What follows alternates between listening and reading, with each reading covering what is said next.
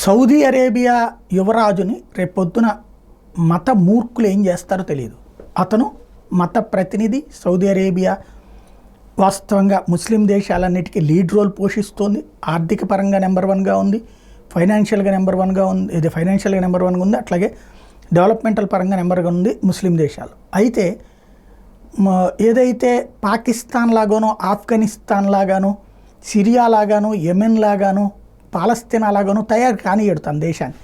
Systematic development వైపుకి తీసుకెళ్తున్నాడు. ముస్లిం యువతని విద్య వైపుకి తీసుకెళ్తున్నారు, ఉపాధి వైపుకి తీసుకెళ్తున్నారు, ఉద్యోగ అవకాశాల వైపుకి తీసుకెళ్తున్నారు. అలాంటి దాన్ని అంగీకరించలేని మతమూర్ఖులు ఇప్పుడు ఆయన ఏం చేస్తారో తెలియదు. ఎందుకు ఈ మాట అనాల్సి వస్తుందంటే, పాలస్తీనా అనేటటువంటి దేశం ఉగ్రవాదుల వశమై చాలా రోజులైంది. వాళ్ళకి పరోక్షంగా మద్దతు ఇస్తున్నాయి అన్ని అరబ్ దేశాలు కూడా.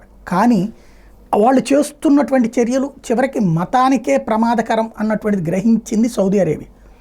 అందుకే పాలస్తీనాకి అనుకూలంగా ప్రార్థనలు తన దేశంలో జరగడానికి వీలు లేదన్నటువంటి కొంతమంది ముల్లాలు వాళ్ళ ప్రార్థనల సందర్భంలో మసీదుల్లో పాలస్తీనాకు అనుకూలంగా చేస్తున్నటువంటి ప్రార్థనలు జరగడానికి వీలు లేదని నిషేధం విధించింది.